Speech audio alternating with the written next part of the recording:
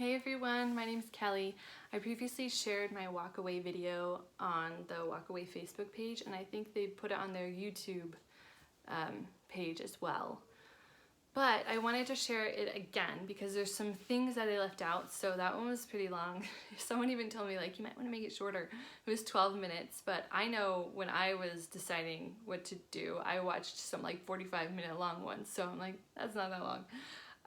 And so I decided that there was some details I left out of that one that I would like to include. So I'm going to tell my story again. There's going to be some overlap, so if you already watched that one, you don't need to watch this one again. But I wanted to include some things that I left out last time. So I mentioned in the video that my husband is Nigerian, so he's black. And when we first got married, we took an interest in Black Lives Matter.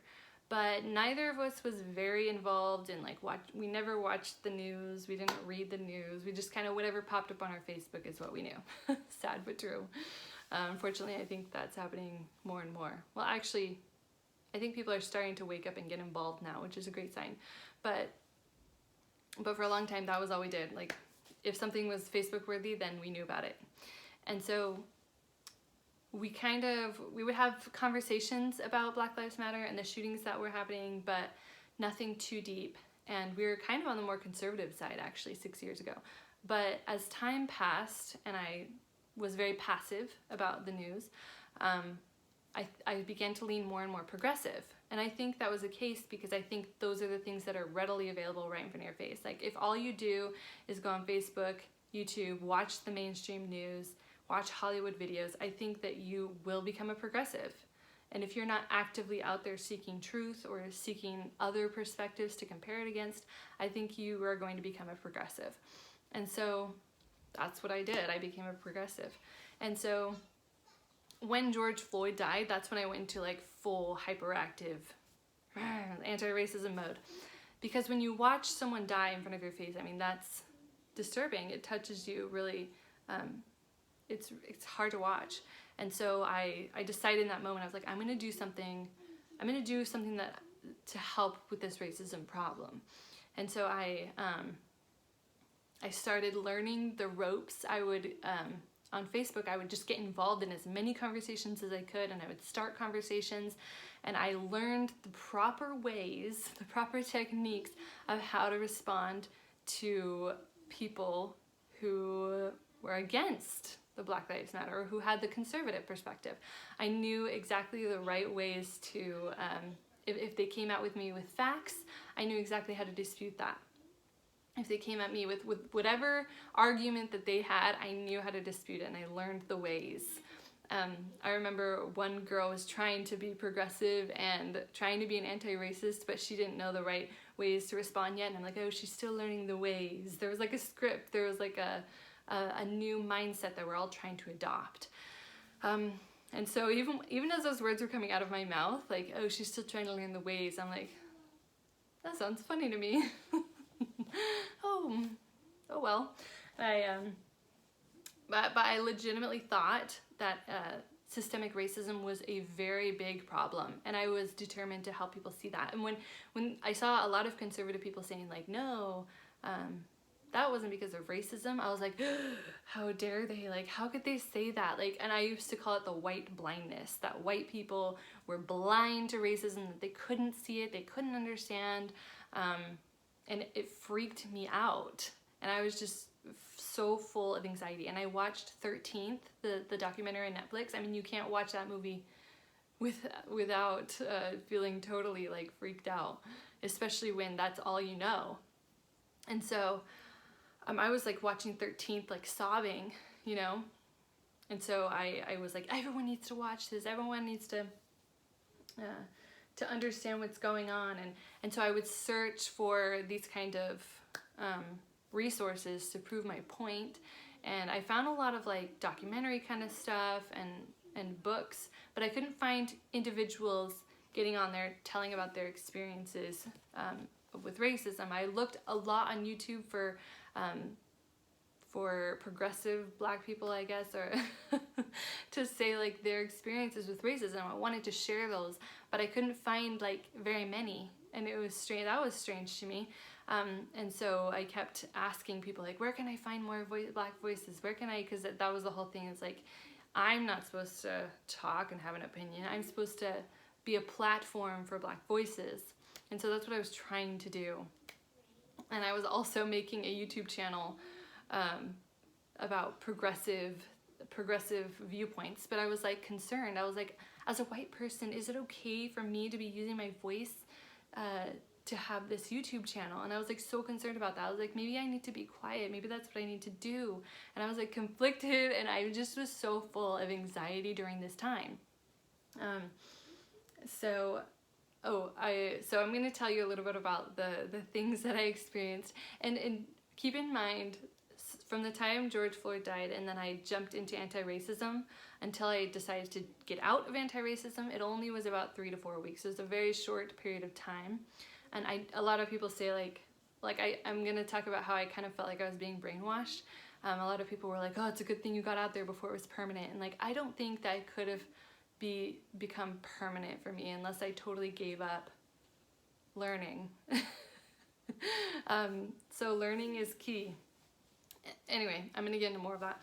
So first of all, I had super anxiety all the time. I couldn't breathe well. I would constantly say to my husband, like, I am having such trouble getting like full breaths in. And at night I couldn't sleep because I couldn't breathe. And I had a hard time being with my daughters. I was like constantly being on the phone, or just like my mind was elsewhere. It was like full of anxiety. Just, I felt like I needed to like save the world through probing racism on Facebook and making everybody feel like victims. I don't know. So when I saw Candace Owens' picture, I would get angry. And I had never watched a Candace Owens video before, ever. And when I saw President Trump, I just had this like flash of anger. And I only read the headlines about him. And I wouldn't even study to find out like if what he did was good or bad or anything. I'd just read the headlines and I'd be like, ugh, ugh. And like, I even grew up conservative and I still felt this way about those things. So so one day, another thing that happened was I was out for a run and I saw this girl getting out of her car and walking to her house. Totally innocent. And I was like, ugh. I felt this like wave of hatred wash over me and anger. And I was like, whoa, what just happened? Like I caught myself and I was like, that's weird. I don't know her. And I realized that I had been thinking like, oh, she's so privileged and probably racist, and she's just a privileged white person. And I thought that was so weird that when those thoughts were circulating, they just kind of like brought really negative emotional reactions. So that was a red flag for me, as well as there was a time that I was making a video about white privilege and how white people need to check their privilege and blah, blah, blah. And so I was like making that video, but I kept having to pause. I paused it like 10 times and being like, the words that just came out of my mouth don't feel right. The words that just came out of my mouth feel racist. They feel wrong. They feel demeaning. And now I've learned that some people refer to it as the soft bigotry of low expectations. Is that, yeah, I'm not going to get into all of that right now, but I was like, something that just came out of my mouth felt totally wrong. And so I would pause the video and be like, okay, gather my thoughts. And I would try to do it again, and I just couldn't finish because I kept having that like reaction, like something that just came out of my mouth is totally wrong. And so I put a pin in that video and I never finished making it. There was another experience I wanted to share. Oh yeah, so there was a girl where I work who took a picture 10 years previously imitating the way a Chinese person looks. And so a lot of people came out and said like, that's really offensive. And so she made a video apologizing for it. And then there was this thread on Facebook that said all these black women were getting on and saying like, that was the worst apology. That was so horrible. She needs to be fired. And I kind of didn't think she should lose her job over that. I was like, lose her job? I don't know, you guys. And they're like, you will know that she has changed when we decide to forgive her. I was like, that's odd. Like, I know that's not true, because nobody knows when a person truly changes except for God and themselves. Like, you, who are you? And then when you decide to forgive another person, is totally detached from whether or not they change. Like, I mean, I know that. You can forgive a person who hasn't changed. You can forgive a person who's dead.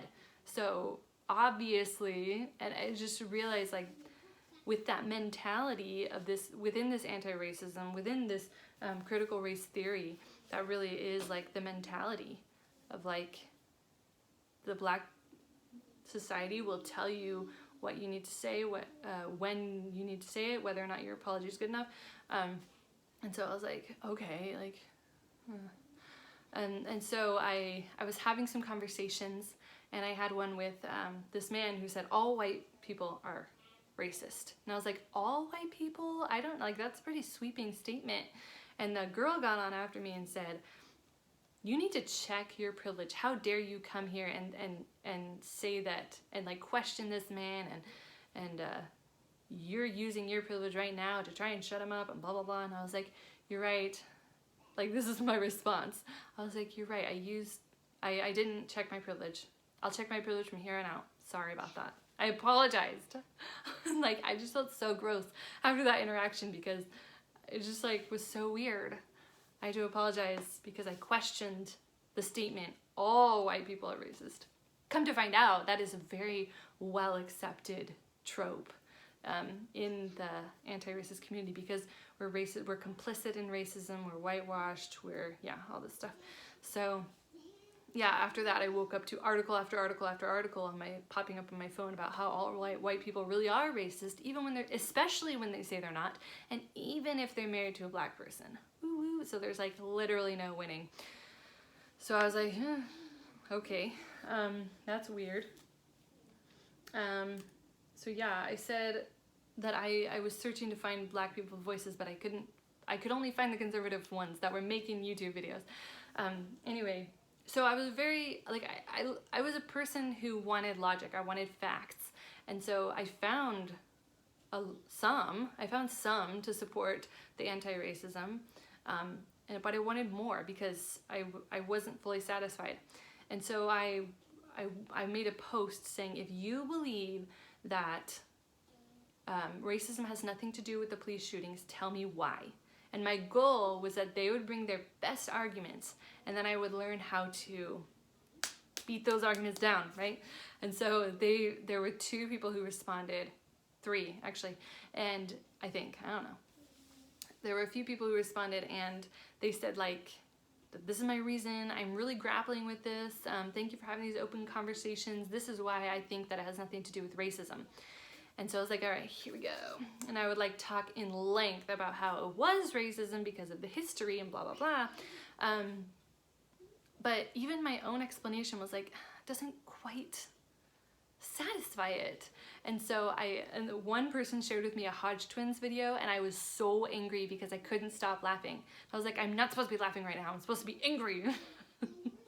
And so, but they made references to like studies, and they made references to statistics that I went and looked up later, and I was like, oh my gosh, they're right. They talked about how for every Black person that was shot by the police, there was also a white person.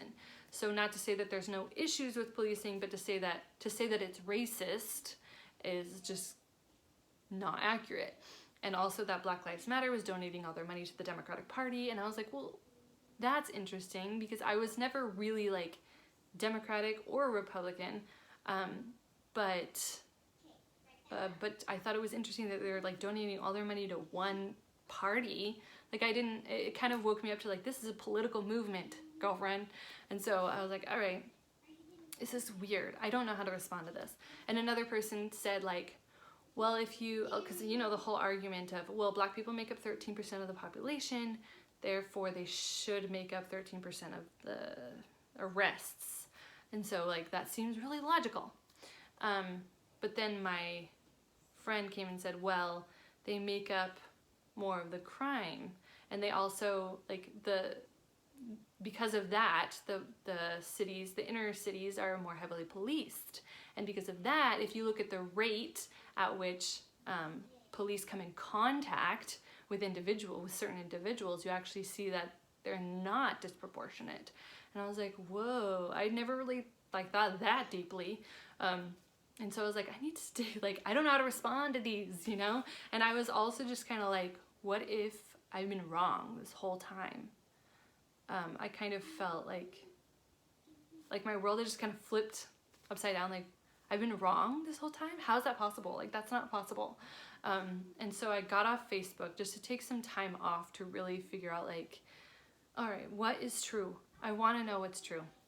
And so I got off Facebook. I decided to watch Trump just give a speech, and Pence as well, without hearing any commentary. And then I decided to read my scriptures, because I'm a very religious person, and I think most religious people can agree or like can relate to this, but there are times when you're like spiritually high, and then there are other times where you're more casual and you kind of forget to do the important things. Maybe you don't do that, but I do. So anyway, I decided to read my scriptures, and that changed everything, because everything I was reading was just about freedom, freedom, freedom, freedom, freedom. Freedom in Christ, freedom in your country, freedom, all types of freedom, physical and spiritual. And so I was like, this is like jumping out at me, you know? And I started to learn more about government and like the Constitution. I read the Constitution, the Declaration of Independence. I'm like, what is this all about? And so I decided, like, I'm not involved, and I think I need to be. And so I started getting involved in learning about, you know, the laws and how government like really is supposed to work, and things like that. And it was fascinating. I started to look up YouTube videos. The first one I saw, the first one I really sat down and watched was John McWhorter talking about how anti-racism is kind of like a religion. And he talked about why, and I just my mind was blown again. And like, yeah, this is exactly what was happening to me. And it's funny that during that time is when I wasn't reading my scriptures. So I kind of see it as like, I was replacing my religion with that. And as soon as I turned back to Christ, I no longer needed that. But I also watched Officer Tatum was the next one that I really started watching, and I really like him. I still watch him. Candace Owens, I'm gonna look at my list. Dave Rubin, love Dave Rubin. He's like one of my favorites. Larry Elder, Ben Shapiro, Jordan Peterson, Thomas Sowell. I love Thomas Sowell. I'm gonna read like all his. I need like a ton of books. I want to read them all. And yes, I even watch Coleman Hughes. I love Coleman Hughes a lot. I love his dedication to facts. So I'm watching all of these people. I'm still watching them. I'm reading a ton of books, you guys.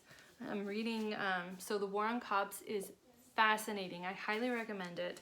It's by Heather McDonald, and she references several studies in here, lots of facts, lots of numbers. I absolutely recommend that book.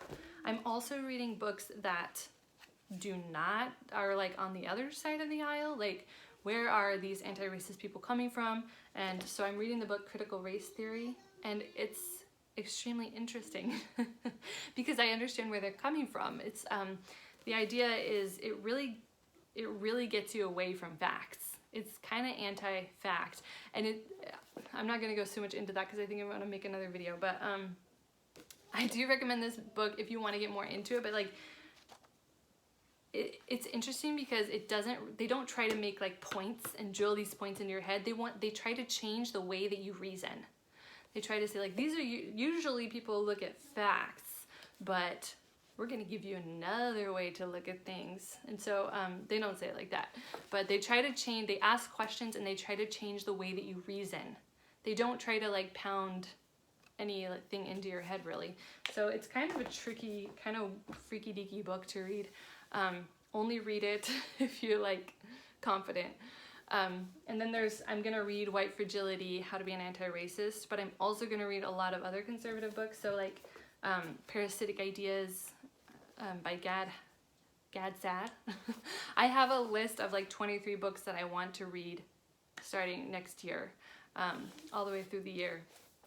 So I'm really excited. about all the reading and the learning, and I'm reading, oh yeah, I got this. When my husband became a citizen, he got these little handy dandy things. So the Constitution and Declaration, I want to study that more. And this is just full of like speeches. I have grown to love America. I mean, I always grew up loving America, and knowing that the Constitution was like an extremely important document, like inspired by God.